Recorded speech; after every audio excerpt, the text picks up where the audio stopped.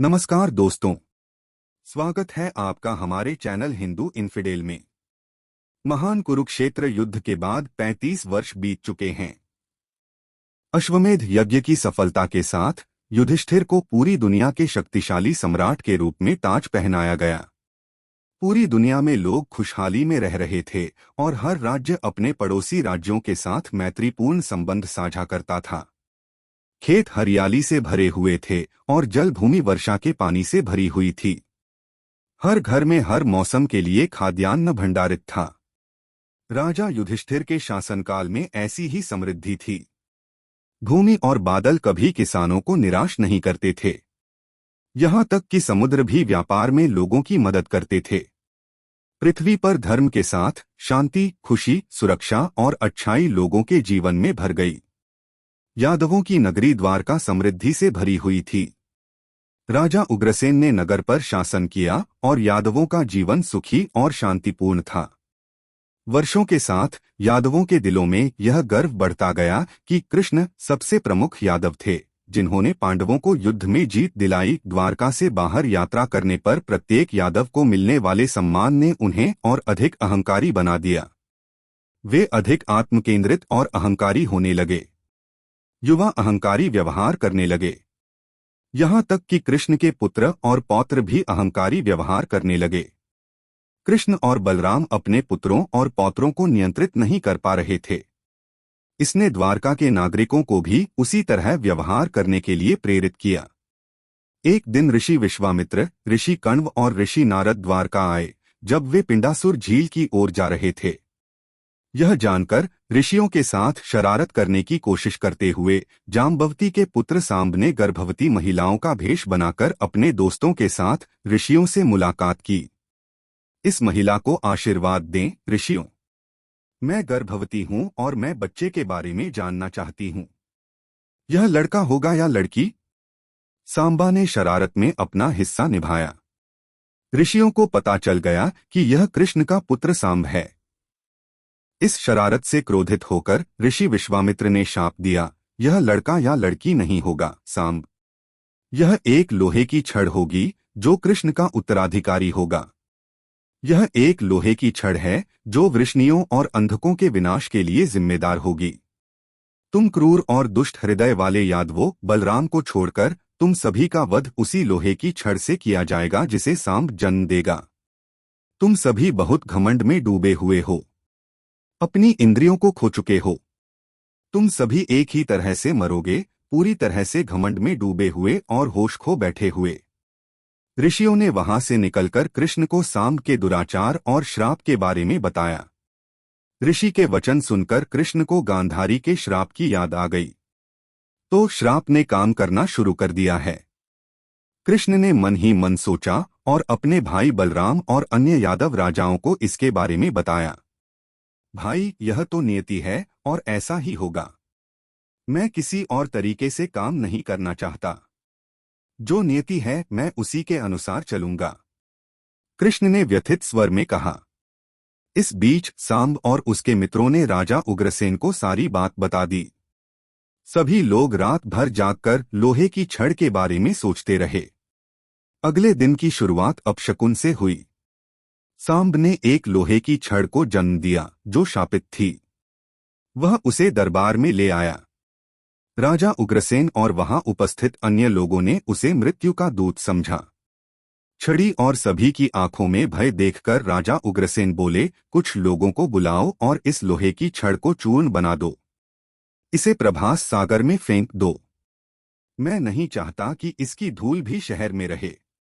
कृष्ण, बलराम और वभ्रु भी वहां मौजूद थे, लेकिन उन्होंने एक शब्द भी नहीं बोला, क्योंकि वे जानते थे कि किसी तरह शाप अपना रास्ता खोज लेगा और उनके पास वापस आ जाएगा। कृष्ण चिंतित स्वर में बोले, भाग्य और शाप समय के साथ हाथ मिला रहे हैं। क्या आपको लगता है कि इसे रोकना संभव है? भाग्य के बारे में एक बात है उग्रसेन, कि हम इसे बदल नहीं सकते। शाप सभी यादव पुरुषों के लिए था। हमें कम से कम निर्दोष महिलाओं और बच्चों की रक्षा के लिए कुछ करना चाहिए। वे तभी सुरक्षित रहेंगे जब पुरुष अच्छे तरीके से व्यवहार करेंगे। इसलिए हमें शहर में नए और सख्त नियमों की आवश्यकता है। बलराम ने कृष्ण की बातों पर सहमति जताते हुए सिर हिलाया और बोले, उग्रसेन, तुरंत कार्रवाई करो। वृष्णि और अंधकों के बीच शराब या अन्य मदिरा का निर्माण या बिक्री नहीं होनी चाहिए। पुरुषों के व्यवहार पर नजर रखो। सुनिश्चित करो कि वे केवल नौकरी पर जाएं और सुरक्षित घर लौटें। कोई कठोर चर्चा, जुआ या शर्त न खेलें और शराब का सेवन बिल्कुल न करें। अब से वृष्णि और अंधक नियमों का पालन करेंगे। वृष्णि और अंधकों की हर आत्मा इन नियमों से बंधी है। यह बात लोगों तक फैलाओ। यह बात फैल गई और नागरिक, जो अपने विनाश से चिंतित थे और बलराम से भयभीत थे, ने अच्छा व्यवहार किया और यहाँ तक कि शहर में शराब की बिक्री भी बंद कर दी गई। यादवों ने अपने विनाश को रोकने के लिए हर संभव प्रयास किया। जब वे शाप को रोकने की कोशिश कर रहे थे, तो शाप ने दूसरा रूप ले लिया। समुद्र में फेंकी गई लोहे की छड़ का चूर्ण प्रभास सागर में बहकर आया और उसमें से एरका घास उगने लगी। एरका घास मजबूत और नुकीली हो गई। इस बीच द्वारका में भयंकर परिवर्तन हुए। हवाएं दिन प्रतिदिन तेज होती गईं। कीट पतंगे बढ़ते गए। पत्ते सूख गए और पेड़ सूख गए। चमगादड़, चूहे और चूहे घरों में अनाज खा गए। दिन ढलने के साथ साथ वे सोते हुए लोगों के नाखूनों से भी अपना पेट भरने लगे। दिन प्रतिदिन गर्मी बढ़ती जा रही थी और यहाँ तक कि उल्लू भी दिन में ही चिल्लाने लगे थे। रातें बहुत अंधेरी और शोरगुल वाली थीं, गीदड़ों और कुत्तों की चीखों और पक्षियों और उल्लुओं की चिढ़ाने वाली आवाजों से भरी हुई थीं।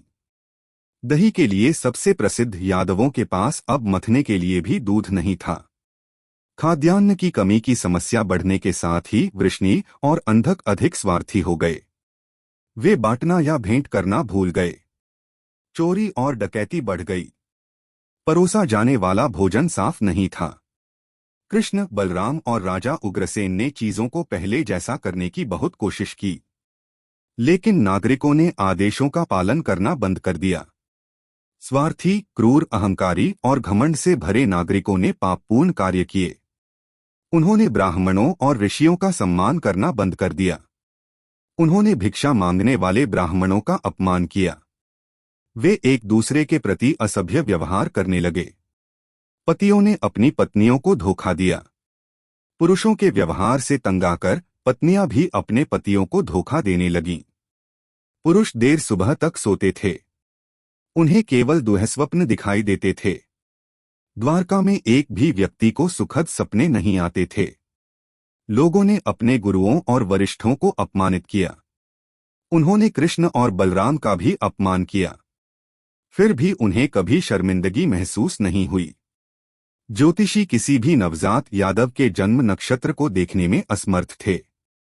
यहाँ तक कि कभी कभी नया चाँद भी जल्दी दिखाई देता था।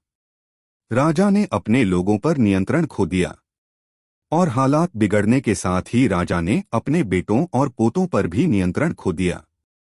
समय के साथ राजा उग्रसेन ने खुद पर भी नियंत्रण खो दिया।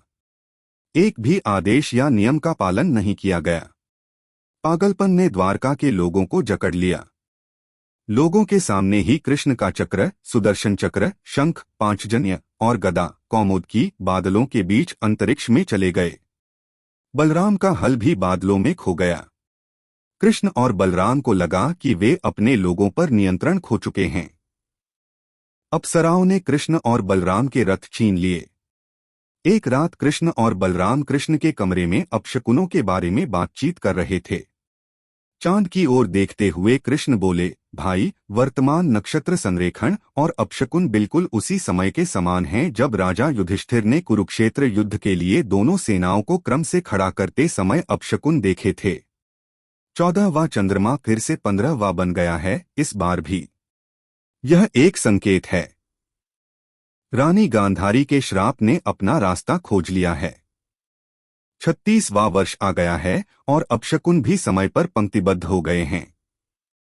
कृष्ण, मुझे लगता है कि मैंने अपना भाग्य पूरा कर लिया है। समय के साथ जो कुछ भी शुरू हुआ है उसका अंत अवश्य होगा। हमारे लिए यह अभी है। विनाश का संकेत युद्ध के दिन विनाश के संकेत जैसा ही है। ऐसा लगता है उस समय तुमने इसे संभाला था और इस बार भी यह तुम ही होगे। बलराम ने परेशान स्वर में कहा। अगले दिन कृष्ण ने सभी यादवों को बुलाया और कहा, घटनाओं से संकेत मिलता है कि शाप का समय आ गया है। मुझे लगता है कि अब समय आ गया है कि वृष्णि और अंधक तीर्थ यात्रा पर जाएं। अमावस्या के साथ हम सभी समुद्र के पवित्र जल में पवित्र स्नान के लिए प्रभास सागर की ओर प्रस्थान करेंगे। मैं चाहता हूं कि सभी अपने परिवार के साथ इस तीर्थ यात्रा पर जाएं। कृष्ण के आदेश से लोगों ने प्रभास सागर की तीर्थयात्रा की व्यवस्था की। यादव अपने साथ फल, मांस और अन्य आवश्यक खाद्य पदार्थ ले गए। पुरुषों ने रात के ठहरने के लिए शराब भी ले ली। आभूषणों और सुंदरता से सजे नागरिक प्रभास सागर के लिए रवाना हुए। वे रथ, घोड़े, गाड़ी और हाथियों में सवार होकर साथ साथ चल पड़े। अनुष्ठान और पवित्र स्नान और प्रार्थना करने के बाद लोगों ने रात के ठहरने के लिए तट के पास शिविर बनाए। सभी लोग शराब लेकर आए थे, जो बलराम के आदेश के बाद इस्तेमाल नहीं की गई थी। ऐसा लग रहा था कि उनके पास पीने के लिए बहुत कुछ है। रात होते ही यादव पुरुषों ने शराब पीना शुरू कर दिया। जो लोग हद से ज्यादा पी लेते थे वे अपना होश खो बैठते थे और बदतमीजी करने लगते थे। उन्होंने ब्राह्मणों के लिए बनाए गए खाने में शराब मिला दी जो अनुष्ठान करने वाले थे। उन्होंने वह खाना बंदरों को भी दे दिया। यादव पुरुषों ने खूब शराब पी। हर कोई उनकी तारीफ करने लगा। उन्होंने दूसरों का अपमान किया। ब्राह्मण किनारे से चले गए। महिलाएं और बच्चे नशे में धुत पुरुषों से दूर तंबू के अंदर छिप गए। पुरुष सभी उत्सव के मूड में थे और वे सभी नाचते गाते, बेवजह हंसते और ज्यादा शराब पीते रहे। रात शराब, मौजमस्ती, तुरही, ढोल और पुरुषों की जोरदार शराबी चीखों से भरी हुई थी। वे सभी समुद्र की तरह भड़क रहे थे और अश्लील थे जो अपने किनारों को फैला रहा था। कृष्ण और बलराम को छोड़कर सभी नशे में थे। कृष्ण और बलराम के साथ ही पराक्रमी प्रद्युम्न, अनिरुद्ध, कृतवर्मन, सात्यकी, वभ्रु, उग्रसेन और सांब भी शराब पीने लगे और अपशब्द बोलने लगे। शराब के नशे में चूर होकर सभी एक दूसरे की आलोचना करने लगे। बलराम बहस का नतीजा समझकर वहां से चले गए। वे प्रभास सागर के पास गए और एक पेड़ के नीचे योग मुद्रा में बैठ गए। सात्यकी ने कृतवर्मन का अपमान करना शुरू कर दिया। तुम कितने क्षत्रिय हो? तुमने शस्त्र धारण करके शांति से सो रहे पांडवों के निहत्थे पुत्रों पर आक्रमण किया और उन्हें मारने में सहायता की। तुमने अश्वत्थामा की सहायता की। यादवों और तुम्हारे परिवार ने तुम्हारे इस निर्बल कृत्य को कैसे सहन किया? सात्यकी की बातें सुनकर प्रद्युम्न व्यंग्यात्मक ढंग से हंसने लगा। क्रोधित होकर कृतवर्मन ने अपना प्याला सात्यकी की ओर दिखाते हुए कहा, तुम मेरा मजाक क्यों उड़ा रहे हो, सिनी के पोते? तुमने युद्ध के मैदान के बीच में योग मुद्रा में बैठे हुए शस्त्रहीन भूरिश्रवा को मार डाला। तुम निहत्थे को मारकर खुद को वीर कहते हो? तुम्हारे परिवार ने तब भी तुम्हें सहन किया था और अब भी। इसके साथ ही सभी इस बात पर बहस करने लगे कि युद्ध के दौरान किसने ज्यादा गलती की और किसने युद्ध के नियमों का पालन नहीं किया। इस बहस ने योद्धाओं के दिलों में भरे आंतरिक क्रोध और गुस्से को खत्म कर दिया। जब कृष्ण ने सबको रोकने की कोशिश की तो सात्यकी ने कहा, क्या तुम्हें पता है कि कृतवर्मन ने सत्राजित के साथ कैसा व्यवहार किया होगा, क्योंकि उसने उससे स्यमंतक मणि छीन ली थी। कृतवर्मन की ओर मुड़ते हुए उसने कहा, तुमने उपपांडवों को मारने में अश्वत्थामा की सहायता की थी। तुम्हारे उन पापपूर्ण कृत्यों के कारण मैं शपथपूर्वक कहता हूँ, तुम्हारा अंत निकट है। पांडवों के निर्दोष पुत्रों की मृत्यु के लिए जिम्मेदार होने के कारण तुम्हारी मृत्यु का समय आ गया है। शराब के नशे में चूर सात्यकी ने कृष्ण को देखते ही अपनी तलवार खींची और कृतवर्मन का सिर काट दिया। कृतवर्मन को मरा हुआ देखकर कृतवर्मन का समर्थन करने वाले यादव क्रोध से सात्यकी की ओर दौड़े। उन पर क्रोधित होकर सात्यकी ने उन पर हमला करना शुरू कर दिया। हालांकि कृष्ण ने सात्यकी को और अधिक नुकसान पहुंचाने से रोकने की कोशिश की, लेकिन सात्यकी और अन्य लोगों ने कृष्ण की बात नहीं मानी। प्रद्युम्न ने सात्यकी को बचाने की कोशिश की, लेकिन विद्रोही अंधकों और भोजों ने प्रद्युम्न और सात्यकी को घेर लिया। क्रोध से भरे दिलों और तर्क की अंधी भावना से भरे और भाग्य के अनुसार वे दोनों भोजों और अंधकों द्वारा मारे गए। अपने पुत्र को मरा हुआ देखकर क्रोध से भरकर कृष्ण ने मुट्ठी भर एर का घास ली, जो वहां अपना भाग्य पूरा करने के लिए प्रतीक्षा कर रही थी। जिस क्षण कृष्ण ने क्रोध में घास को अपने हाथों में लिया, वह एक मजबूत लोहे की गदा में बदल गई। शराब के प्रभाव से नशे में धुत यादव कृष्ण पर हमला करने के लिए उनकी ओर मुड़े।